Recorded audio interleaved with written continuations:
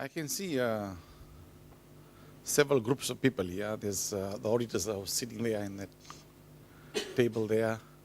And I see people from the finance ministry. There's a group here. I see some people are involved in procurement. There are some trainers around here. And then there's others who are in the infrastructure part of the government. It's a very good mix here. I've been trying to locate a group that I have not been able to so far, the abusers and the misusers in the public sector of the assets. Just try to drive a point that one of the biggest cost and the loss in the government to asset management is through abuse, misuse, and fraud. I mean, that's not something that I'm going to go deep into, but it's for another day. I'd like to thank PICPA for inviting me to this very important symposium on asset management. For the last 30 years, I've known about things about asset management in the public sector. Most of the time, it's just all talk but no show. I was on the accrual accounting board of the Fiji government in 1994. That time, the Fiji government decided that we will start practicing accrual accounting. We met for about 6 months, and all the reasons that have been stated here in the asset management, especially to do with the records and asset register and valuation of assets, were some of the primary reasons why that board then disbanded after 6 months. I understand that in 1999, the Fiji government again tried to bring in accrual accounting. And unfortunately, in 2000, we had a problem here, a political crisis, that again got disbanded. In 2004, the Fiji government, in its Financial Management Reform Act, made it a law that all ministries will practice accrual accounting. So I see now a lot of ministries are trying to practice accrual accounting. So I saw the Deputy Auditor General of Fiji saying that accrual accounting in Fiji which is mixture. I mean, we are progressing. In Fiji, I think we probably made the most advances. But around the Pacific Island countries, I go and I see that accrual accounting is almost non-existent. I think David has pointed out very well that accrual accounting is quite crucial when you actually want to measure the performance of your portfolio and how the government assets are performing. I will look at a lot of things have already been said that I had planned to say, so it's mostly that last two speakers have stolen my ideas. But I will try and actually concentrate on a few of those that probably were missed, or I'll emphasize on them more. I'll try and look at the asset management life cycle from a developed country point of view. And it's very general. I must admit that in most instances, asset management, public sector asset management must be context specific. All island countries here have different levels of expertise, different kinds of assets. So it should be always seen in context specific. So not necessarily that what I say something might be relevant to one country. It might just simply not be applicable to another country. Okay? But somewhere along the asset management life cycle, it is very important to note that this concept of accounting, valuation, reporting, and accountability and auditing of assets is very, very important. So along the asset management life cycle, these sometimes difficult concepts in accounting, they will interject into the life cycle. Very, very important, because at the end of the day, when you want to report on your financials and you want to be clearly transparent and what financial accounting is about, should be about, I'm not sure whether it's transparent or not. So these concepts will fit in. I'm not going to touch on those concepts in detail because they can become very complicated. when I was told to make a presentation on this asset management, something that actually came to my mind was the capital asset pricing model, the CAPM, which is actually the finance people actually modeled in the 60s, and a Nobel Prize was given to Morgali and Mina on that. That was, I think, the only finance Nobel Prize that was ever won. Okay. The capital asset pricing model, I was thinking, should I talk about it, or is it going to complicate matters? I don't know. I was involved in one investigation in the early 2000s. It was called the Banaban Trust Fund. I don't know whether anybody is here from Banaban or not. Okay, so I was involved in the Banaban Trust Fund. I was called in to look into the problems they were having. Banaban government had set up the government, Banaban Council had set up the Banaban Trust Fund, put a lot of money, I think 20 million pounds to the trust fund in the management of a few people. Some people on the board were from Fiji. And they were looking after this trust fund and had made investments in portfolios around the world.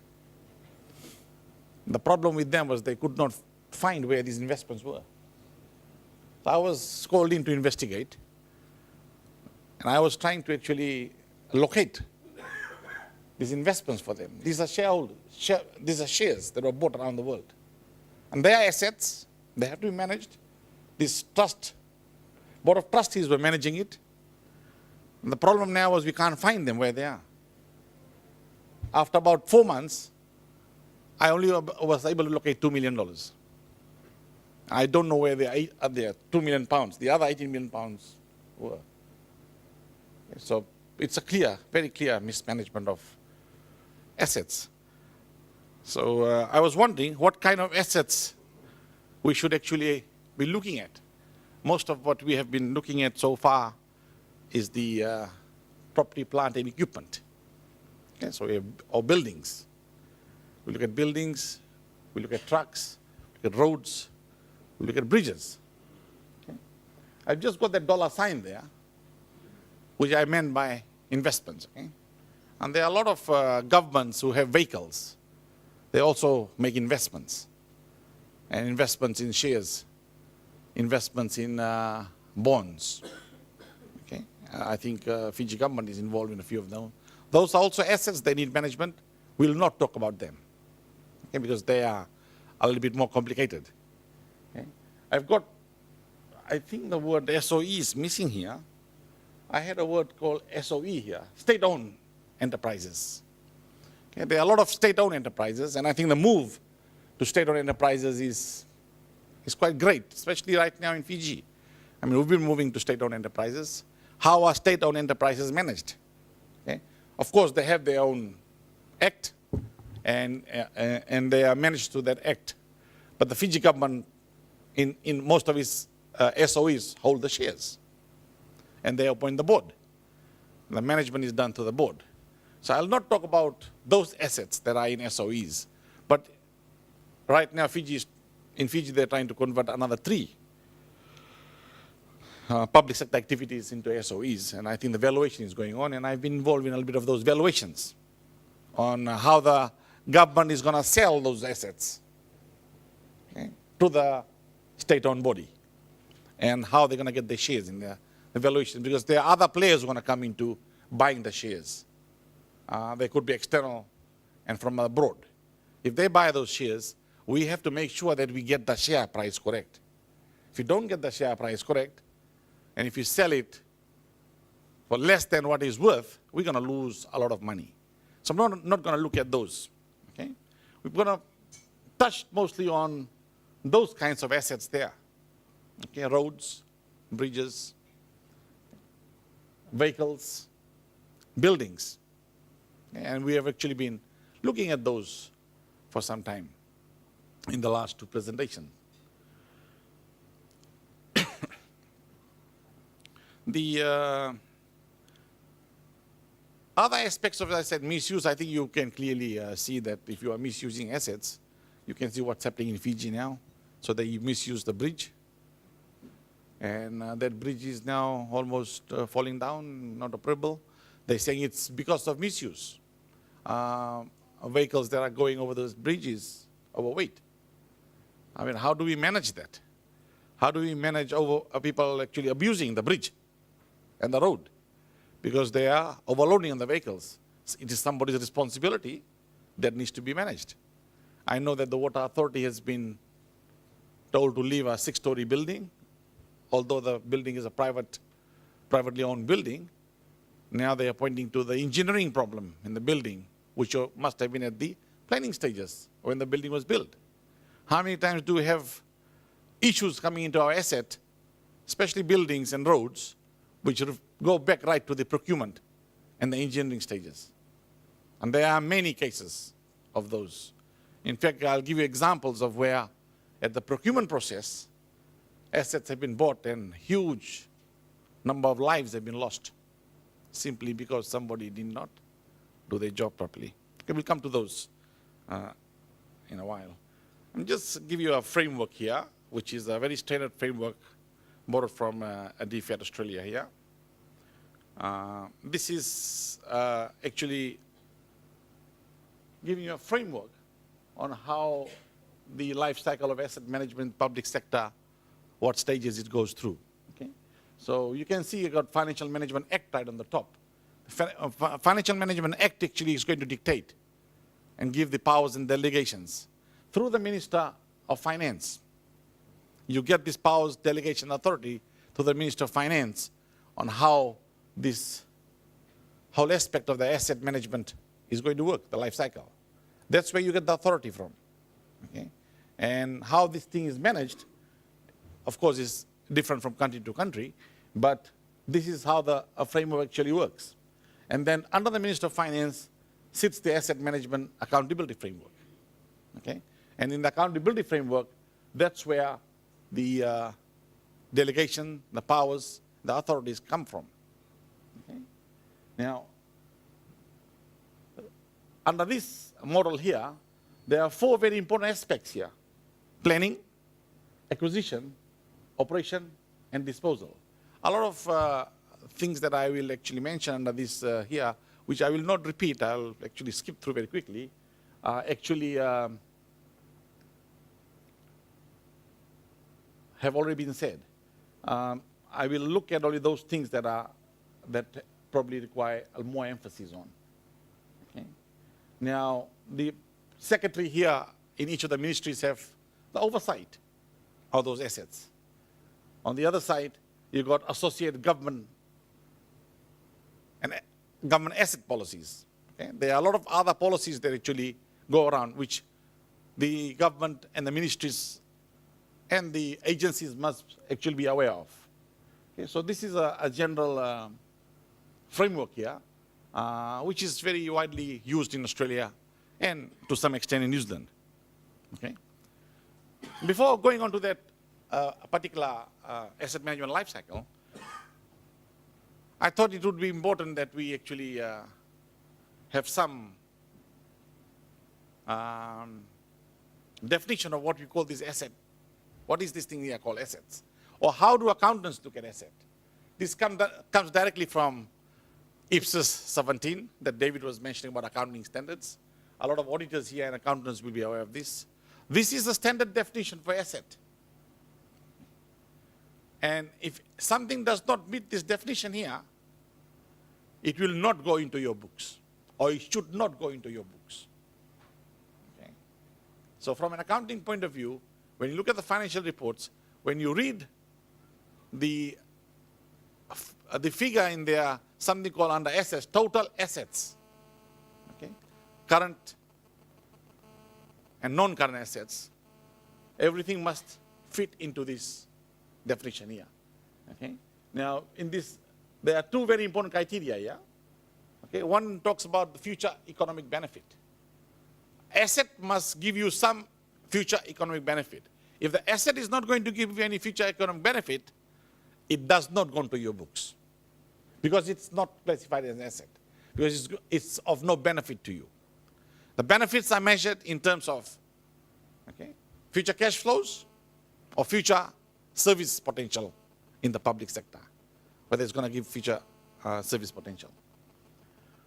The other most important part is, and that's why we have been failing in accrual accounting, big time, on the Pacific Island, cost or fair value of the item can be measured reliably. You know what the cost is, or you know what the fair value is, or you can value the asset. So one of the problems we faced in the accrual accounting board in 1994 was, this is the one that we faced. And when that time actually we did not even have the knowledge of actually establishing some of this fair value and cost of assets like Monosavo Dam. Okay, we had a very big dam there that was built in the 80s. We had difficulty on how we're going to place a cost on it and a value on it. Okay, although we can do it now, I mean, we have the tools and the knowledge and the concepts of doing it. So these are two very important aspects of asset definition. And if we are moving towards accrual accounting, they will become extremely crucial. Okay, this is lifted directly from the accounting standard.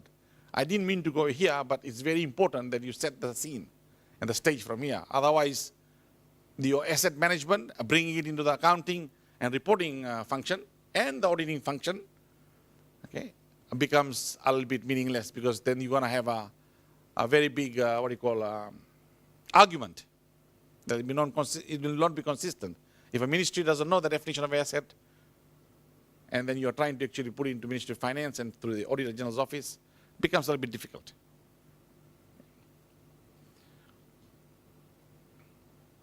There's some definitions here. Okay. Now, in the definition of assets in IPSA 17, which I'm not going to go through, but there's some specific definitions here for the public sector. Okay. How do you define military assets? Okay. What is the future economic benefit of military assets? Okay. What is the future cash flow for military assets? We will not go there. Okay, so I can see some smiles there, but you know, we will not go there. It is left best to the accountants and the people who want to put that asset into the books.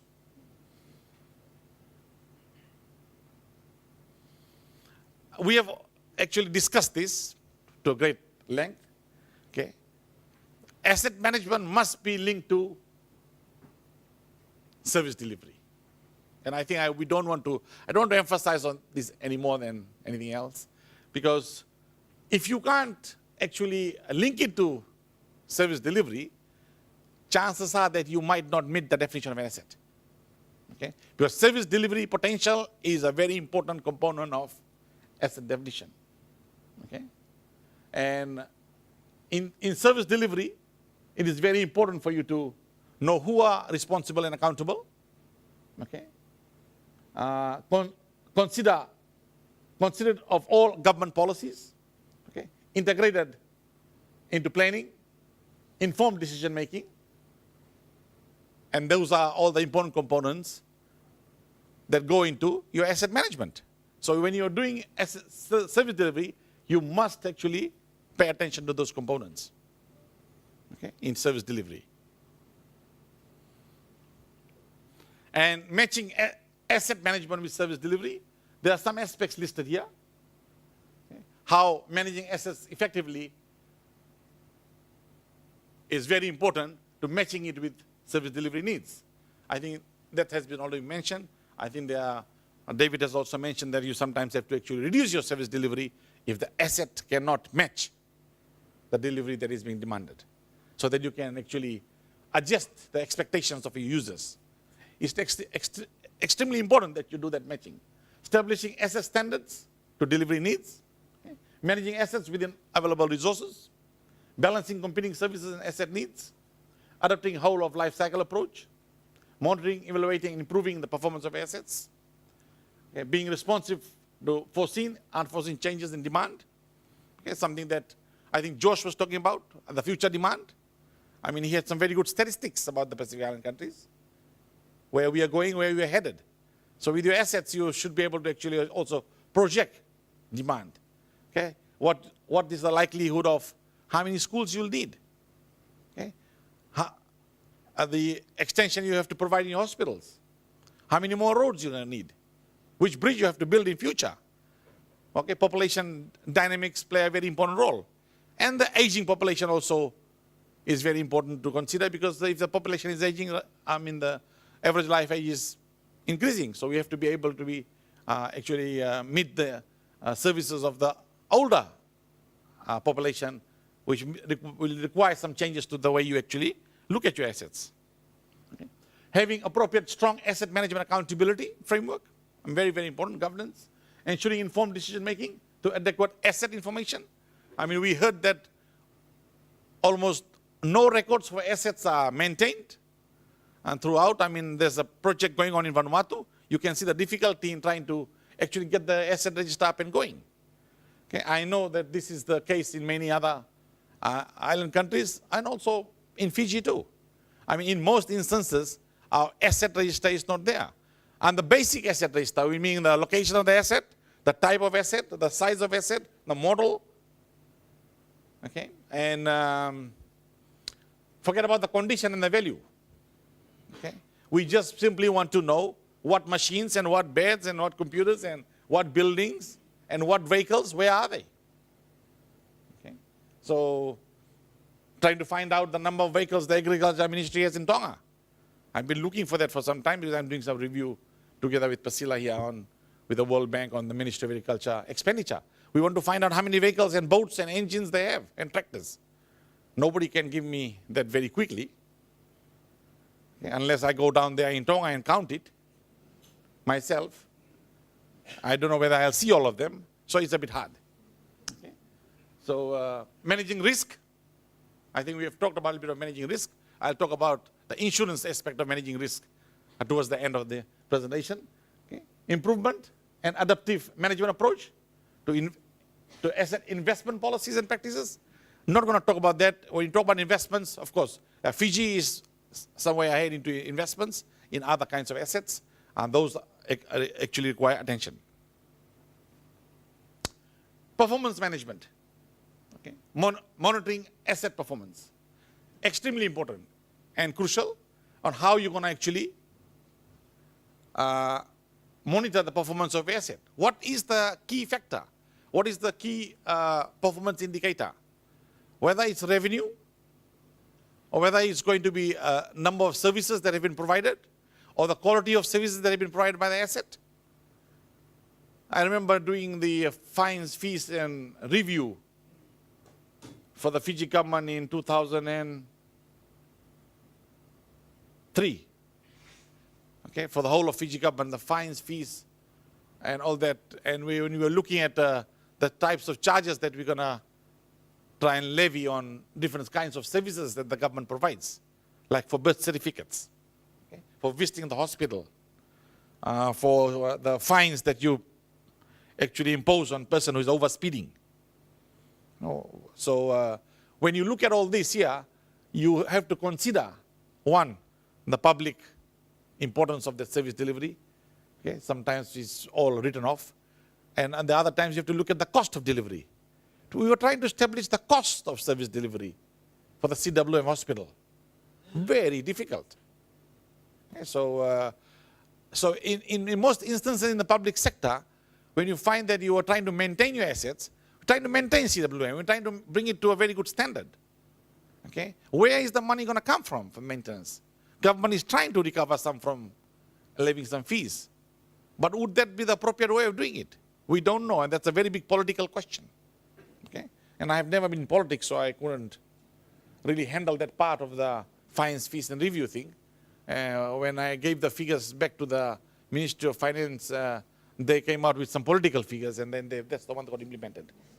Okay? Not the accounting figures that we actually, or some concepts and economic concepts we used to come out to the figure, was not what was implemented. They quickly change it with a pen and say, this one's that should go out there. So it's something else. I don't understand those ones. Okay? So reporting to government is very important. So how you're going to actually establish your reporting, and how you're going to report. Each ministry is going to report about the assets, performance management, including also a register. Okay? So when you do an evaluation of your asset performance, it's important that you actually set up a guideline on how you're going to do it. Each asset, different assets, will have different kinds of guidelines. Roads, bridges, Okay, water, treatment plants, they're all going to have different kinds of guidelines.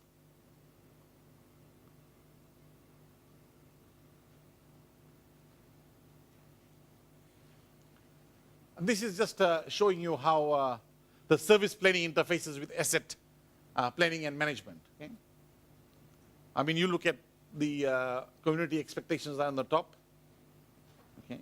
And then you follow through the asset development, asset management life cycle, okay? And you got the different kinds of alternatives that can actually meet those expectations on this side here, and you got outcomes on the other side there.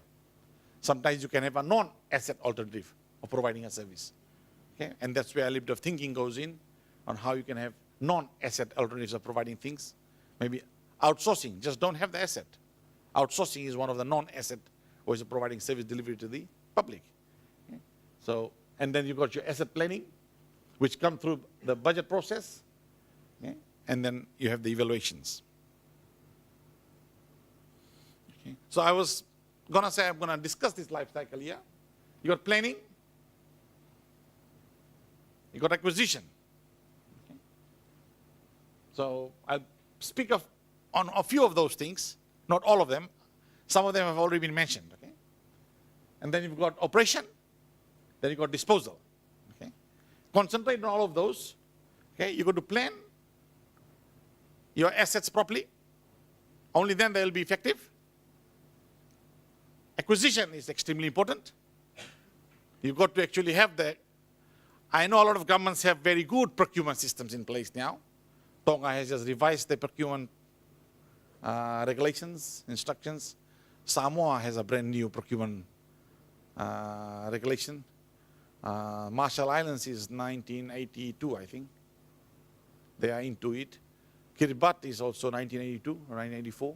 Very old, very important that you get these procurement regulations actually revised. And that's where the asset procurement actually sits. And then you got the operations here, maintenance, okay? Information management, how you value the assets, and utilization. And finally, disposal, how you actually get rid of the asset when its time is over. And you hear a lot of fraud cases. Okay, I don't know which country I was in. They saying the car was sold to a brother of the permanent secretary. So that's not a little bit not very good. But the disposal process is also part of the procurement act. Okay, so you have to have that those aspects of disposal actually in your policies and processes and how it's going to work out. Okay, acquisition. In acquisition, very important is the procurement method. Okay? And I think the procurement regulations are there in most countries, but when you actually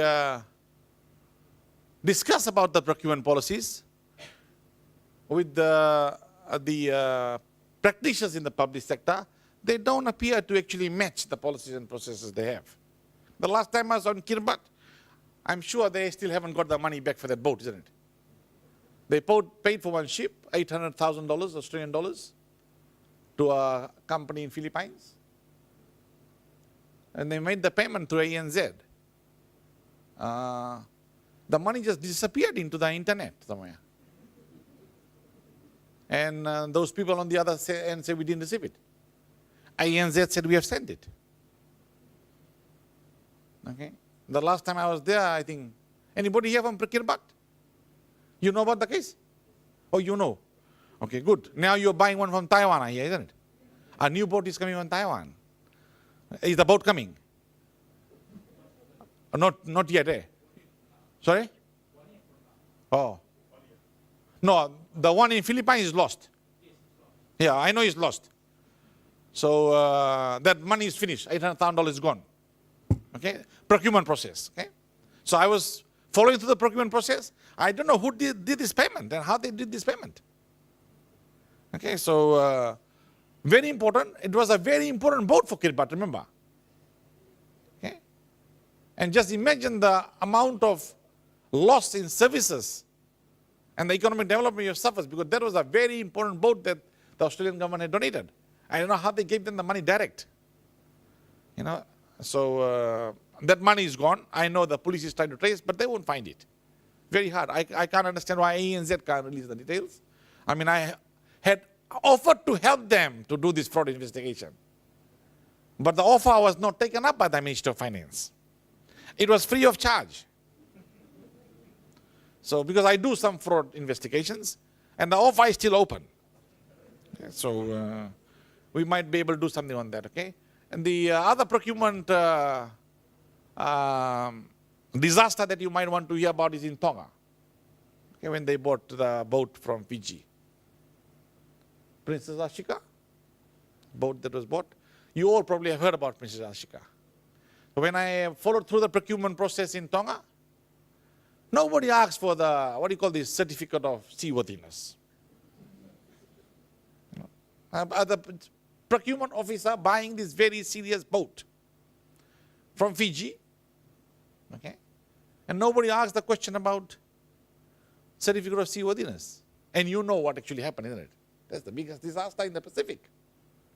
Okay? Feel very, very sorry for the people of Tonga, especially people on that boat, especially it was mostly children and ladies. Okay? And no investigation was instituted in Tonga, and it was, in my mind, criminally negligent. There's a criminally negligent aspect of asset procurement. Okay? And nobody actually tried to follow it up. I don't know what has happened with the case. I'm planning to be in Tonga next week, so I'll follow up with Priscilla if there's some developments in that case. Okay? So procurement is extremely important, and how you actually set up your asset procurement policy and accountability and ethics. Okay? I have many other cases that I can mention to you throughout the Pacific where things have gone wrong, but there are many other cases where things have really gone right too. Okay? The last time I visited Samoa, they've set up this pharmacy, government pharmacy, Samoa. Very good, brilliant. Okay? So good investment, excellent, very good planning. I know it's donated, but the procurement process went through the Samoan government. So it was very, very good. I don't want to talk about the other Samoan case that is not very good. Leadership and accountability. We talked about resourcing and skills. There is a very big skill shortage in the Pacific in terms of when you come to asset management. You need people. I know I have some experiences with USP. We're managing a lot of assets at USP. The USP maintenance asset management team is sitting at the back there. Okay? We know how we are managing our assets at USP and what happens and what goes wrong. We also have a lot of resource skills shortage. Okay? Train people. And that is extremely important. Project management. We are putting up buildings, and buildings are cracking very fast at USP. Okay? Some places we say, well, we did not put a project manager in here. We should put a project manager here. We decided we put a project manager in Kiribati. Did we put a project manager in the Kiribati campus? We did. But the Kiribati campus was what? 1.5 years late? Or 1 year late? Okay? So, so when you actually planning your asset management, the accountability framework is extremely important, together with the skills and the resources that you put in. Okay? You should promote asset management throughout the organization. Okay? People must be trained about asset management and how to look after the asset management. I think our director is quite experienced here, the director from PICPA, in asset management. He actually did a very good job out of the Fiji government housing. And it has turned around big time. And he just had the foresight of doing all that. I mean, he's got very good experience in that. Probably he might want to share it with you later in the afternoon or tomorrow. Okay? I think he was also involved in another one that I know of, and some asset management that you will not even cast an eye on. Okay? I remember when I was studying at USP, Fiji government was giving out loans to students. Okay? And these loans are supposed to be paid after you finish your studies. Okay? And I think a lot of students who graduated like me did not pay. It was our director here from PICPA who started chasing those loans down. And I can tell you, he must have had a nightmare with the records. So one of the asset management of important aspect is records management. If you don't have the records, how will you go and collect the loan? I think a lot of people have got away with that because there was no records, no files, or the files were destroyed. And you're talking about millions of dollars. Okay. Fiji again has started giving loans to the students, this time in a big way. Okay. I think $70 million per year. TELS loan going out now. These are supposed to be paid back. It is interest free. If those records are lost, or something happens to those records, you will not be able to collect that loan. Okay? And if the person who is taking the loan knows that the records are lost, you have no claim against them, they will not pay. Very important to manage that asset, your record. Okay? And I tell you, in most public sector, this can be a very big problem. Okay? So this kind of,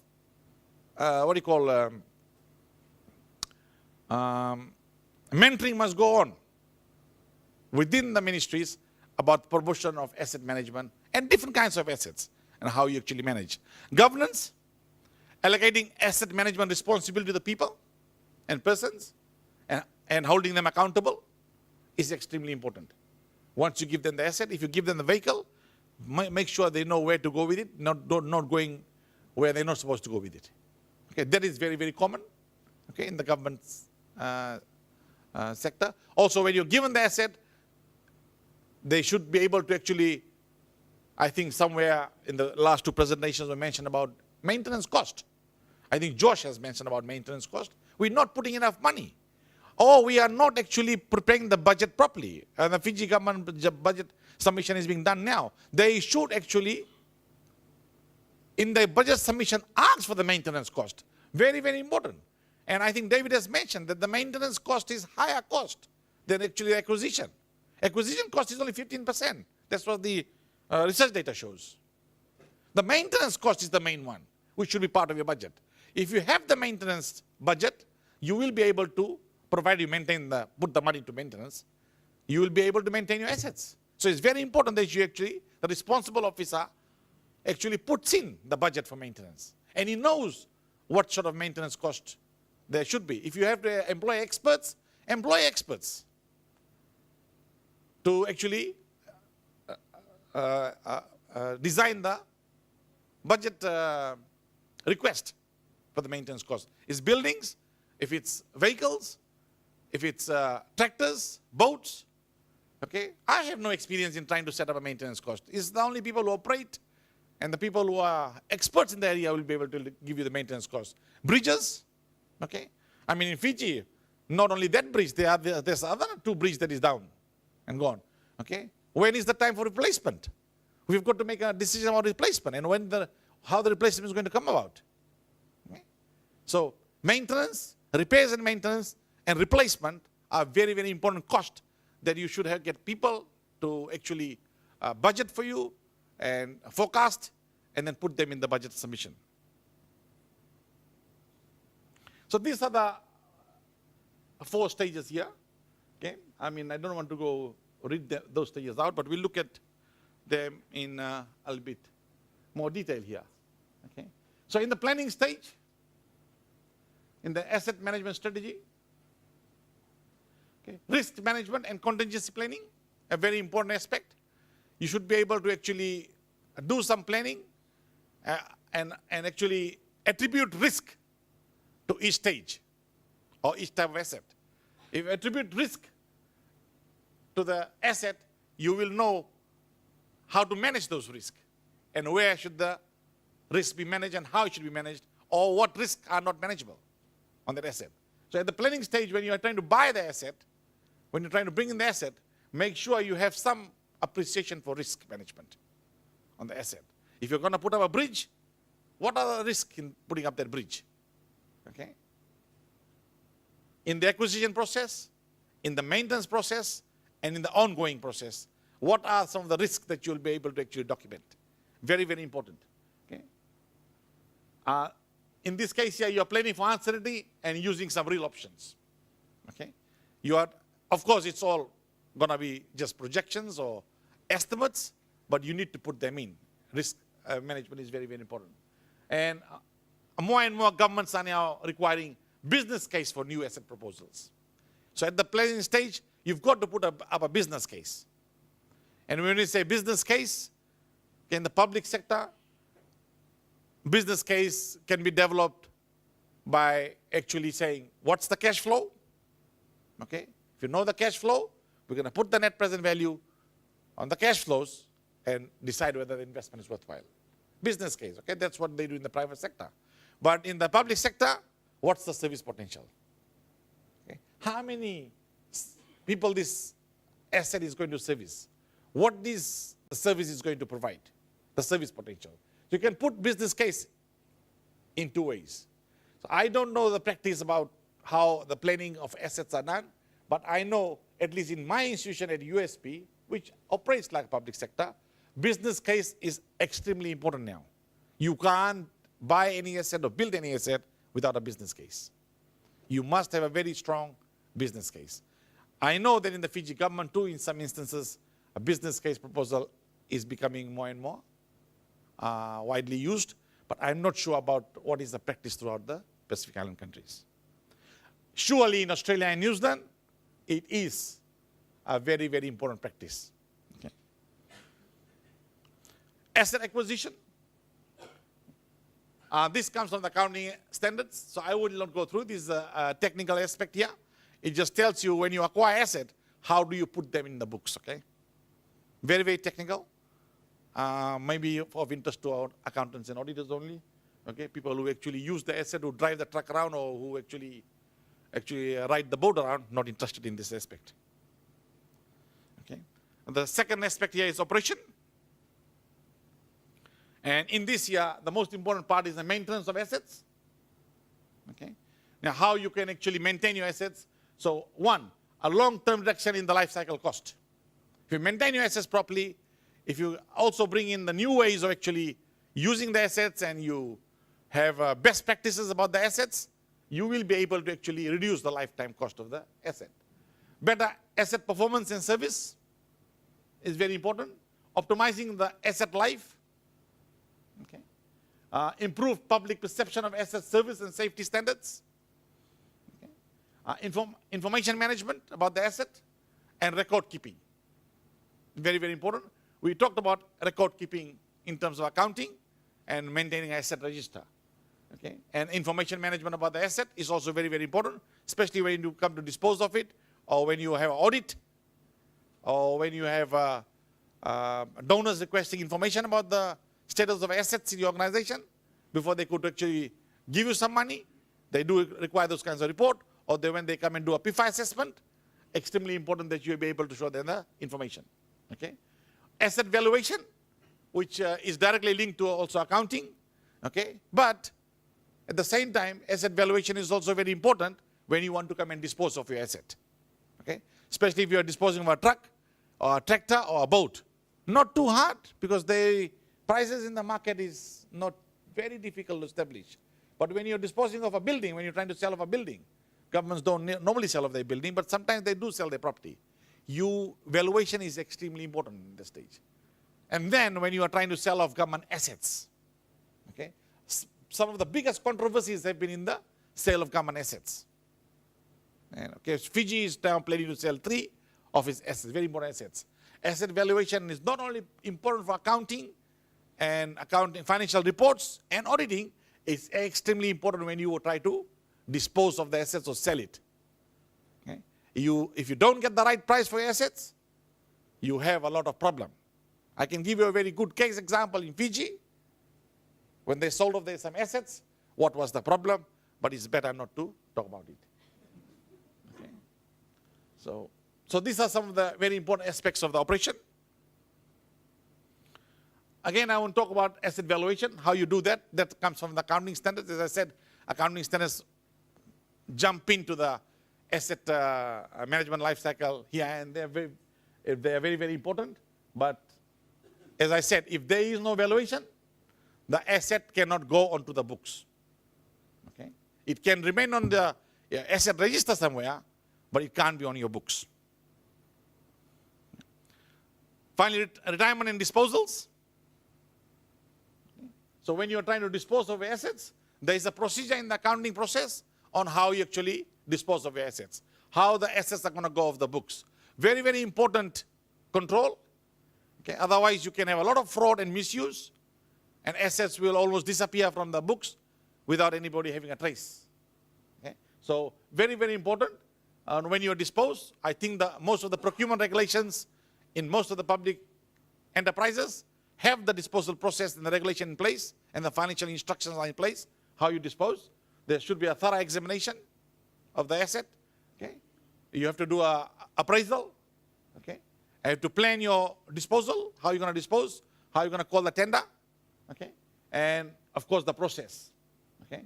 And any gains and losses, how they are accounted for in the books, okay, of the government. But at the present moment, I can't see how the disposal process actually works very effectively when in fact you don't even have a proper accounting system, when the assets are not on the books. Okay? So if you go to most of the island countries, I'm not sure how the disposal process works. We know that they do call tenders, it is advertised, there's a government yard that do the sales. Okay? Those things are very, very transparent. They look transparent, at least. Okay. Finally, I just want to talk a little bit about the risk management here. Okay? Risk management is extremely important for every asset. It's an ongoing process. Okay? You should be able to identify a risk in your assets very quickly, risk to all the kinds of problems. Okay? We are not actually that much linked to the markets outside, so we don't have to actually evaluate the risk of a big downturn in the market price of the asset. But risk from the weather, okay, risk from deterioration, okay, OHS risk in the assets. Okay, we should be able to actually evaluate those risks and identify them. Treat the risk that you can treat. Some risk cannot be treatable because there'll be a very high cost on it. Okay, then you have to manage the risk. Okay, and the option to that, if you can't manage the risk internally, then you go out and try and do some insurance. Okay? Are your assets properly insured? Okay?